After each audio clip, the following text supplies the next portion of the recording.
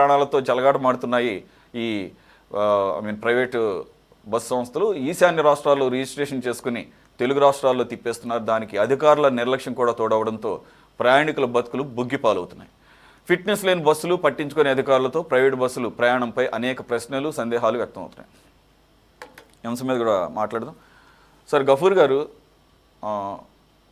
Very unfortunate, very sad. ఒక 6 నెలలు కూడా గడవలేదు అనుకుంటా, కర్నూలు బస్ ప్రమాదం సేమ్ సిమిలర్. అప్పుడు కూడా మనం మాట్లాడుకుని దాని పూర్వపరాలు చూస్తే ఎక్కడో లక్షద్వీప్లో రిజిస్ట్రేషన్ అంటాడు, ఎక్కడో మళ్ళీ రాజస్థాన్లో రిజిస్ట్రేషన్ అంటాడు. ఇవన్నీ చూసిన తర్వాత కూడా ఈ అధికారులు అప్పటికైనా కానీ కళ్ళు తెరవాలి కదండి. అంటే ఏపీఎస్ఆర్టీసీ బస్సులా, ప్రైవేట్ బస్సుల్లో తిరిగే వాళ్ళు ప్రయాణికులు కాదా, ప్రజలు కాదా? వాళ్ళకి బాధ్యత వహించరా వీళ్ళు? ఇప్పుడు ఈ బస్సు కూడా అంతే, సేమ్ అరుణాచల్ ప్రదేశ్ అంటున్నారు రిజిస్ట్రేషను. అదేమంటే దానికి చాలా కారణాలు ఉంటాయి అంటున్నారు. మన దాంట్లో తీసుకుంటేనేమో ట్యాక్స్లు ఎక్కువ కట్టాల్సి వస్తుంది, అక్కడైతే కనుక చాలా తక్కువ, దాదాపు <10% బయటపడవచ్చు అని. అలాగే సీటింగ్ మార్చేసుకోవటం, సీటింగ్ పర్మిషన్ తీసుకొని దానికి బెర్త్లు యాడ్ చేయటం, స్లీపర్ కోచ్లుగా మార్చేయటం, ఈ లోపుగా దాని మొత్తం ఆ షేపు మొత్తం లోపల ఇదే మారిపోతుంది, దాన్ని ఏమంటారు ఆర్కిటెక్చరు. మరి అప్పుడు ఆటోమేటిక్గా ఇవన్నీ కూడా తలెత్తుతాయేమో, టెక్నికల్ ఇష్యూస్. ఆల్రెడీ స్టీరింగు పట్టేయడం ఇవన్నీ ఒక ఎత్తు అయితే, ఈ రిజిస్ట్రేషన్లు బయట రాష్ట్రాల్లో చేయించుకోవటం. సార్ దీని మీద ఎవరు సార్ అసలు పర్యవేక్షణ చేయాల్సింది?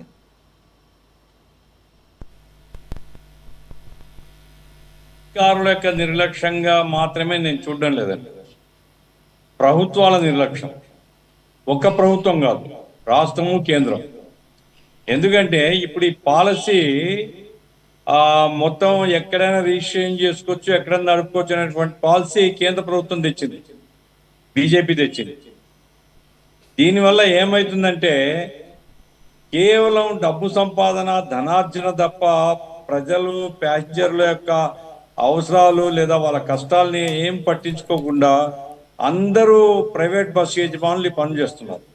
ఇప్పుడు నిన్న యాక్సిడెంట్ జరిగినటువంటి బస్సు అది లక్షద్వీప్లో కొని సెకండ్ హ్యాండ్ బస్, అది సెకండ్ హ్యాండ్ కొని అరుణాచల్ ప్రదేశ్లో రిజిస్ట్రేషన్ చేసుకున్నాడు. ఆ తర్వాత దాన్ని ఏ మాడిఫికేషన్ చేంజ్ చేసినారో చేసి తర్వాత ఇంకా దుర్మార్గం ఏంటంటే జగిత్యాల నుంచి ఆ వింజమూరుకు పోయేటువంటి ఏదైతే ట్రిప్ ఉందో, వాళ్ళు ఇచ్చినటువంటి టికెట్లో లేదా వాళ్ళు టికెట్లో ఏదో ఇస్తారు కదా, ఇదిగో ఈ బస్సులో ఇట్లా ఆ బస్ నంబరు ఈ బస్ నంబర్ ఒకటి కాదు, బస్సును మార్చేసినారు. ఆ క్లీనర్ చెప్పింది ఏమిటి, ఈ బస్సు రిపేర్లో ఉంది, ఇది పనికి రాదు అని చెప్పినా యజమాని పట్టించుకోలేదని. యజమాని అడుగుతున్నాడు బాలకృష్ణారెడ్డి అన్నదాన్ని. మరి మత్తు పుచ్చుకున్నాడా లేదా నాకు తెలియదు, కానీ విపరీతమైన స్పీడ్తో పోయినాడు. కొంచెం కనుక స్లో చేసుకుంటే ఆ బస్సు యాక్సిడెంట్ అయ్యేది కాదు. విపరీతమైనటువంటి స్పీడ్తో పోవడం, ముందే రిపేర్లో ఉంది, విపరీతమైన స్పీడ్లో పోయినాడు, కొట్టేసినాడు. 14 మందో 15 మందో చనిపోయినారు. ఇది ఎన్నిసార్లు జరిగితే మరి అధికారులు ఆ రోజు పట్టించుకోవడం తప్ప ఆ తర్వాత ఏం పట్టించుకోరా? లేదా రాష్ట్ర ప్రభుత్వము అరే ఎందుకు ఇట్లా జరుగుతుంది, ఈ రకంగా ప్రజలు అన్యాయంగా చనిపోతున్నాయి, ట్రాన్స్పోర్ట్ మినిస్టర్కు లేదా దాని మీద ముఖ్యమంత్రి ఆయన రివ్యూ చేస్తుంటాడు కదా, మరి ఇట్లాంటి యాక్సిడెంట్స్ మీద రివ్యూ చేయరా? కర్నూలు యాక్సిడెంట్ జరిగినప్పుడు మొత్తం అందరు చనిపోతే అప్పుడేమన్నారు, ఇక లేదు మేము తేల్చేసుకుంటాం, నడవనీయం బస్సులు అన్నారు. నడుస్తూనే ఉన్నాయి అవి. తెలంగాణ ప్రభుత్వం అంతే, ఆ రోజు హడావిడి అక్కడ హైదరాబాద్లో. ఇప్పుడు మళ్ళీ తెలంగాణ నుంచి వచ్చిన బస్సే. తెలంగాణ గవర్నమెంట్ నిద్రపోతుంది, ఆంధ్రప్రదేశ్ గవర్నమెంట్ నిద్రపోతుంది. ఒక రకంగా చెప్పాలంటే ఈ ప్రైవేట్ బస్సు యజమానులకు ప్రభుత్వాలకు మధ్య ఉండేటువంటి అక్రమ సంబంధం అంటాను నేను. దాంతో అధికారులు కూడా నిలమామూలు పుచ్చుకోవడానికి తప్ప వాళ్ళు ఎప్పుడు దాని లోపలికి పోయి బస్సు కండిషన్ ఏమిటి, అది ఎట్లా ఉంది చూడడం లేదు. ఆర్టీసీ బస్సులను కూడా చూడరు సార్, ఆర్టీసీ బస్సులను కూడా ఆర్టీఏ వాళ్ళు చూడడం లే. ఆర్టీసీ బస్సులకు స్వయం నియంత్రణ ఉంటుంది కాబట్టి దాని అంచెలంచెలుగా దాన్ని పరిశీలన చేసి అది చూస్తున్నారు. డ్రైవర్ వెంటనే కంప్లైంట్ రాస్తాడు, ఆ కంప్లైంట్ చదువుతాడు, డిపోలో ఉండేవాడు చూడకపోతే వాడిని ఎత్తికి వస్తుంది. కాబట్టి ఆ మేరకు అజమాయిషి ఆర్టీసీ బస్సులో ఉంది. ప్రైవేట్ బస్సులు చూసేవాడే లేడు.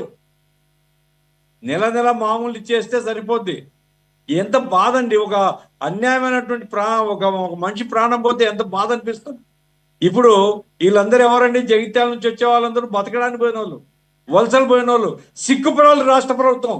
నీ రాష్ట్రంలో పనులు దొరక్క నీ రాష్ట్రం నుంచి పెద్ద సంఖ్యలో ఇతర రాష్ట్రాల్లో పనులకు పోయి పనులు చేసుకొని పండుగలకని ఇంటికి వస్తూ చచ్చిపోతున్నారు రోడ్ల మీద. అరే ఏం అన్యాయం అండి ఇది. ఏదో 5 లక్షలు ఇచ్చేస్తే అయిపోయానా? చాలా దుర్మార్గం. ఇప్పటికైనా సరే ఈ వ్యవస్థ, ఇప్పుడు మేం కాదు కదా కేంద్ర ప్రభుత్వం. అరే కేంద్ర ప్రభుత్వం మీద అడగయ్యా, కేంద్ర ప్రభుత్వం ఒత్తిడి తీసుకుంటావయ్యా. మేము ఇతర రాష్ట్రాల్లో చేసిన దాన్ని మేము అంగీకరించమని ప్రకటించు. నీ పాలసీ మార్చు అని చెప్పు. ఆ రకంగా ఎక్కడో అరుణాచల్ ప్రదేశ్లో లేదా ఇంకెక్కడో వాడు రిజిస్ట్రేషన్ చేసుకొని ఆడేమంటే డబ్బులు తక్కువ అంట. డబ్బులు తక్కువ కాబట్టి 50,000తో అయిపోతుందట. ఇక్కడ అది 1,00,000, 2,00,000, 3,00,000 ఏదో అవుతుందండి. చాలా దుర్మార్గం. అసలు బస్సు ఆడికి పోనవసరం లేదంట. ఆ కాగితాలు ఆడికి పంపించేసి ఆన్లైన్లో వాళ్ళు రిజిస్ట్రేషన్ చేస్తారట. ఏం అన్యాయం సార్ ఇది. ఎంత చెత్త చట్టము బీజేపీ తీసుకొని వస్తే ఆ బీజేపీ ప్రభుత్వం మీద ఒత్తిడి తేవాల్సిన పని లేదా? రాష్ట్రాల్లో జనం చచ్చిపోతూ ఉంటే ఇంతే సంగతిలో చనిపోతే 5 లక్షలు, ఆయన 2 లక్షలు పెట్టుకున్నాడు నరేంద్ర మోడీ. ఆయన 2 లక్షలు, వీళ్ళు 5 లక్షలు. ఇంక చాలు, చేతులు సబ్బు పెట్టి కడిగేసు. చాలా దారుణం అండి. ఆ రకంగా ప్రజలు బలి అయిపోతున్నారు. ఈ ప్రజల్ని కాపాడాల్సిన బాధ్యత ప్రభుత్వాలదే. కాబట్టి ఇప్పటి నుంచైనా సరే ప్రైవేట్ బస్సుల్ని నియంత్రించాలా, అధికారులను రోడ్ల మీద నిలబెట్టాలా. అధికారులు రోడ్ల మీద ఉంటే బస్సులు కంట్రోల్ అవుతాయి. నిరంతరం కనుక పర్యవేక్షణ ఉంటే ఇట్లాంటి అరాచకం ఉండదు, ఇష్టం వచ్చినట్టు తోలేటువంటి పరిస్థితి ఉండదు. అందుకోసమే ప్రజల్ని కాపాడాలంటే 5 లక్షలు ఇవ్వడం కాదు, ముందు బస్సుల్ని అదుపు చేయండి, చెక్ చేయండి, అది కండిషన్లు ఉన్నాయా చూడండి. మరి అట్లాగే ఆ బస్సు ఎక్కడ రిజిస్ట్రేషన్ అయింది, ఆల్టరేషన్స్ ఏం చేసినారు, ఇవన్నీ కూడా పరిశీలించి ప్రభుత్వాలు చర్యలు తీసుకొని ప్రజల్ని కాపాడమని మీ ద్వారా నేను కోరుతున్నాను. అజయ్ గారు, ఏంటి దీనికి పార్షియల్ రెస్పాన్సిబిలిటీ అయినా ఉంటుంది. ఇది ఎక్కడి నుంచి వస్తుంది, లేకపోతే ఎక్కడ రిజిస్ట్రేషన్ అయిన పక్కన పెడితే ఎండ్ ఆఫ్ ది డే 2 యాక్సిడెంట్లు జరిగింది ఏపీలోనే. అవి బయట రాష్ట్రాల నుంచి వచ్చినా కానీ మరి ఈ రకంగా ప్రజలు అమాయకంగా అర్ధరాత్రి మంచి నిద్రలో ఉన్నప్పుడు ఇవేమీ తెలియనటువంటి అమాయకపు ప్రాణాలు అలా గాల్లోనే కలిసిపోతున్న పరిస్థితుల్లో మరి అడ్డుకట్ట వేయాల్సినటువంటి బాధ్యత మిగిలిన రాష్ట్రాలు అనేది పక్కన పెడితే మన వరకు ఎంతవరకు ఉంటుంది ఆ బాధ్యత నెరవేరుస్తున్నామా? ఇప్పుడు 6 నెలలు కూడా కాలేదు కర్నూలు బస్సు దగ్ధం, సేమ్ ఇలాంటిదే. అత్యంత ఘోరంగా చావులో కూడా అత్యంత ఘోరమైన చావు. ఏది సజీవ దహనం. 19 మంది చనిపోయారు అప్పుడు, ఇప్పుడు 14 లెక్క తేలుతుంది. ఏంది పరిస్థితి? అత్యంత బాధాకరమైన సంఘటన. అందరం దీని మీద ఖచ్చితంగా సంతాపం తెలియజేయాలి. అదేవిధంగా మీరు అన్నట్టు ఖచ్చితంగా అధికారులు ఏదైతే ఈ ప్రైవేట్ ట్రావెల్స్ ఉన్నాయో వాటి మీద నియంత్రణ ఉండాలి. ఇవి ఎక్కడ బయలుదేరింది, ఈ బస్సు ఎక్కడికి వెళ్తుంది, అది ఏ రాష్ట్రానికి సంబంధించింది అనేది పక్కన పెడితే ఖచ్చితంగా ఆ సంఘటన అనేది దురదృష్టకరం. కర్నూలు సంఘటన డిఫరెంట్, ఇది డిఫరెంట్ సిచ్యువేషన్. ఆ రోజు కర్నూలు జరిగిన కావేరీ బస్ యాక్సిడెంట్ అనేది ఒక బైక్ రోడ్డు మీద పట్టడం వల్ల దానికి అది వేరు, ఇది అంటే ఏదేమైనా ఈ సంఘటనలు ఆంధ్రప్రదేశ్లో జరగడం చాలా దురదృష్టకరం. ప్రభుత్వం స్పందించే తీరుపై, అక్కడున్న చనిపోయిన వారిపై ఏదైతే కొంతమంది శవరాజకీయాలు చేస్తా ఉన్నారో, ప్రభుత్వంపై బురద జల్లేదానికి, విష ప్రచారం చేసేదానికి ప్రయత్నాలు చేస్తా ఉన్నారో వాళ్ళందరూ ఆలోచించుకోవాలి. ఖచ్చితంగా ప్రభుత్వం ఏ విధంగా పనిచేస్తుంది, కూటమి ప్రభుత్వం ఏ విధంగా రాష్ట్రంలో ఉన్న రోడ్లని ఏ విధంగా, గతంలో ఏ విధంగా ఉన్నాయి రోడ్లు, ఈ రోజు రోడ్లు ఏ విధంగా ఉన్నాయి, వీటన్నిటిని పరిశీలించి ప్రతి ప్రమాద సంఘటనని ప్రభుత్వంపై రుద్ది బురద జల్లే ప్రయత్నాన్ని మానుకోవాలని చెప్పి మీ ద్వారా తెలియజేస్తాం. అయితే ఈ రోజు జరిగిన సంఘటన దురదృష్టకర సంఘటన. అట్లాంటి మరణాలు ఎవరికి సంభవించకూడదు. ఖచ్చితంగా చాలా బాధాకరమైన సంఘటన, విషాదకరమైన సంఘటన. కాకపోతే ప్రభుత్వం ఏ విధంగా స్పందించింది, తక్షణమే ఏ విధంగా వాళ్ళకి వైద్యం అందించింది, అక్కడ ఏ విధంగా అంబులెన్స్లు చేరుకున్నాయి, వాళ్ళకి ఏ విధంగా ప్రభుత్వం అండగా ఉంది, ఈ యాక్సిడెంట్ కారణమైన అధికారులపై ప్రభుత్వం తక్షణమే చర్యలు తీసుకుందా లేదా అనేది గమనించాలని చెప్పి మీ ద్వారా నేను కోరుతా ఉన్నా. సార్ కోటేశ్వర గారు, ఇది ఆ, ఈ రకంగా సెంట్రల్ గవర్నమెంట్ స్థాయిలో తీసుకున్నటువంటి ఆ లోపభూయిష్టమైనటువంటి ఆ నిర్ణయం ప్రధాన కారణంగా చెప్పుకోవాలా? అలాగే కర్ణుడి చౌక 1,00,000 కారణాలు అన్నట్టు ఇవన్నీ కూడా వెరసి రిజిస్ట్రేషన్లో లో వ్యత్యాసాలు, అలాగే ఎక్కడైనా సరే రిజిస్ట్రేషన్ చేయించుకోవచ్చు, వెళ్లకుండానే ఫిట్నెస్ సర్టిఫికేట్లు తెచ్చుకునేటువంటి పరిస్థితులు ఉండటం అనేది వీటన్నిటికీ మూలం అనుకోవాలి. వీటికి సమూలంగా అడ్డుకట్ట వేయాలంటే అన్నీ కూడా అన్నిటి మీద దృష్టి పెట్టాల్సిందేనా, లేకపోతే ఏ రాష్ట్రం కా రాష్ట్రం లేదంటే కనుక కేంద్రమే ఒక నిర్ణయం తీసుకోవాలంట? ముందుగా మన అజయ్ గారు శవ రాజకీయాలు చేసే వాళ్ళ గురించి మాట్లాడారు. ఖచ్చితంగా శవ రాజకీయాలు చేసే వాళ్ళని ఖండించాల్సిందే. కానీ జనాలను శవాలుగా మార్చుతున్నటువంటి వాళ్ళ సంగతి ఏమిటి? అధికారంలో ఉన్నటువంటి పెద్దలే కదా, అటు తెలంగాణ కావచ్చు, ఆంధ్రప్రదేశ్ కావచ్చు. మరి వాళ్ళు ఎందుకు జనాలను శవాలుగా మారుస్తున్నారు? ఏ గుడ్డి గుర్రాలకు పళ్ళు తవ్వుతున్నారు? ఫిట్నెస్ లేని బస్సులు తిరుగుతూ ఉంటే, లేకపోతే సీట్ పేరుతోటి స్లీపర్స్ పెడతా ఉంటే ఏం చేస్తున్నారు వీళ్ళందరూ? శవాలుగా ఎందుకు మారుస్తున్నారు? అందుకని మనం చేసేటువంటి కామెంట్ మన మన వెనకాల మనం నలుపును కూడా చూసుకోవాలి. గఫూర్ గారు చెప్పినట్టు కేంద్ర ప్రభుత్వము తెచ్చినటువంటి లోపభూయిష్టం, అది లోపభూయిష్టం కాదు, కావాలని అలాంటి లోపాన్ని పెట్టారు. ఎందుకు అంటే గతంలో టూరిస్ట్ పర్మిట్లు ఉన్నటువంటి బస్సుల్ని స్టేజ్ క్యారేజీలుగా నడుపుతూ ఆర్టీసీకి సమాంతరంగా వ్యవహరిస్తున్నారు అనేటువంటి దాంతో ఆర్టీసీలో ఉన్నటువంటి కార్మిక సంఘాలన్నీ తీవ్రమైనటువంటి వ్యతిరేకత, ఆందోళన కూడా వ్యక్తం చేశాయి. ఆ వ్యక్తం చేసిన తర్వాత కేంద్ర ప్రభుత్వం ప్రైవేట్ బస్సు యజమానుల లాబీకి లొంగిపోయి అటువంటి టూరిస్ట్ బస్సుల్లో కూడా టికెట్లు ఇష్యూ చేయొచ్చు ఒక ప్రాంతం నుంచి మరొక ప్రాంతానికి అనేటువంటి ఒక క్లాజ్ పెట్టడంతో దాన్ని అవకాశంగా తీసుకొని ఇష్టారీతిని నడుపుతున్నారు. అటువంటి క్లాజ్ ఉంది కనుక ఏ రాష్ట్ర ప్రభుత్వం కానీ ఏ అధికారులు కానీ ఆ బస్సులను పట్టించుకోవట్లేదు. ఇంకా అటువంటి కేంద్ర ప్రభుత్వమే ఆ విధమైనటువంటి దుర్మార్గానికి దారుణానికి పాల్పడిన తర్వాత ఆర్టీసీ కార్మికులు ఏం చేస్తారు? అందుకని వాళ్ళు కూడా మౌనంగా ఉన్నారు. జరిగేటువంటి ప్రాణాలు పోతున్నాయి. ఇప్పుడు ఈ బస్సుకి మామూలుగా అయితే మన ఆర్టీఏ నిబంధనల ప్రకారం మన వెహికల్ 2 వీలర్ అయినా 4 వీలర్ అయినా కానీ ఫిట్నెస్ లేకపోతే అటువంటి వాటికి తీసుకెళ్లి ఆర్టీఏ ఆఫీస్కి తీసుకెళ్తే వాళ్ళు చెక్ చేసి ఇస్తారు. కానీ కేంద్రపాలిత ప్రాంతాలు లేదా ఈశాన్య రాష్ట్రాలలో జరిగేటువంటి తతంగం ఏంటంటే బస్సు ఎక్కడో కొంటాడు, అక్కడ ఫిట్నెస్ అయినట్టు కేవలం కాగితాలని వాట్సాప్ లో పంపిస్తే వాడు వాట్సాప్ లో పంపిస్తాడు.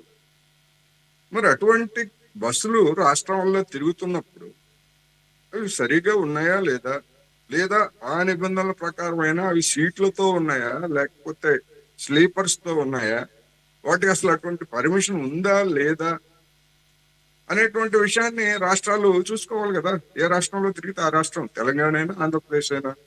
మరి వీళ్ళు ఎందుకు అనుమతిస్తున్నారు?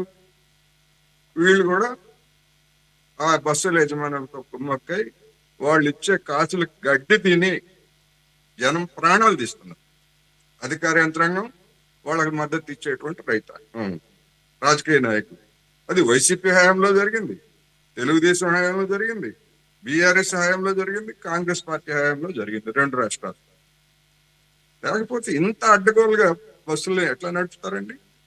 ఎక్కడో ఆదిలాబాద్ జిల్లాలో నిర్మల్లోనే ఎక్కడ ప్రారంభమైందో బస్సు జగిత్యాలో అప్పటి నుంచి నెల్లూరు జిల్లాకి వెళ్తా ఉంటే సింగిల్ డ్రైవర్. ఏ రాష్ట్ర ప్రభుత్వాలకు తెలీదా అంత దూరం ఒక డ్రైవర్ నడపలేడు, నడిపితే అది ప్రమాదకరం అని చెప్పేసి ఆ కారణంతో అయినా బస్సు యజమానులను ఎందుకు కంట్రోల్ చేయట్లేదు? అందుకని అడ్డగోలు వ్యవహారం. ఎందుకు?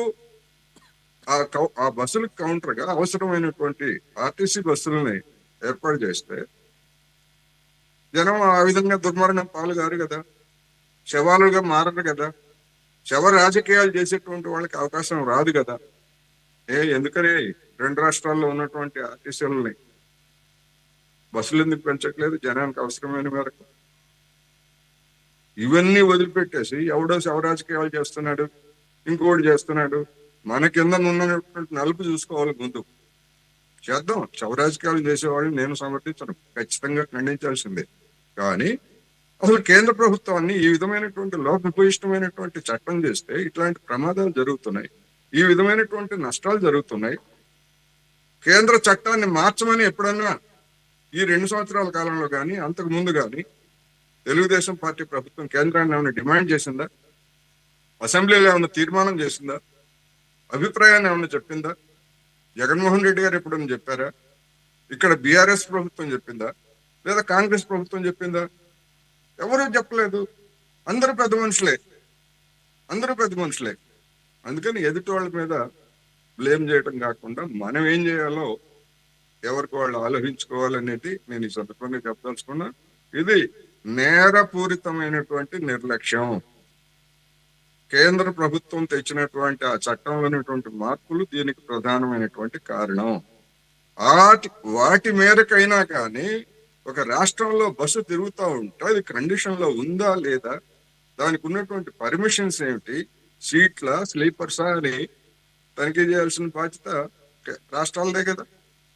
అరుణాచల్ ప్రదేశ్ వాడు వచ్చి ఇక్కడ తనిఖీ చేస్తాడా? ఆంధ్రప్రదేశ్ లోను తెలంగాణలో అక్కడ అత్యంత బాధ్యత రహితమైనటువంటి ప్రభుత్వాలు ఉన్నాయి. అక్కడ ఎవరు అధికారంలో ఉన్నారు వాళ్ళకేంటి, ఈశాన్య రాష్ట్రాలు కనుక 4 డబ్బులు ఎట్టగట్ట 4 డబ్బులు వస్తే చాలనేటువంటి కక్కుర్తి వాళ్ళు పాల్పడతారు. మరి మన జవాబుదారీతనం ఏంటి ప్రయాణికుల పట్ల?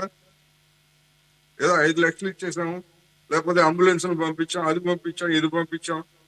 ఎవరికి కావాలండి నీ అంబులెన్స్లు? నువ్వు పంపించకపోయినా అంబులెన్స్లు వస్తాయి. మానవత్వం ఉన్నటువంటి వాళ్ళు చాలా మంది ఉన్నారు.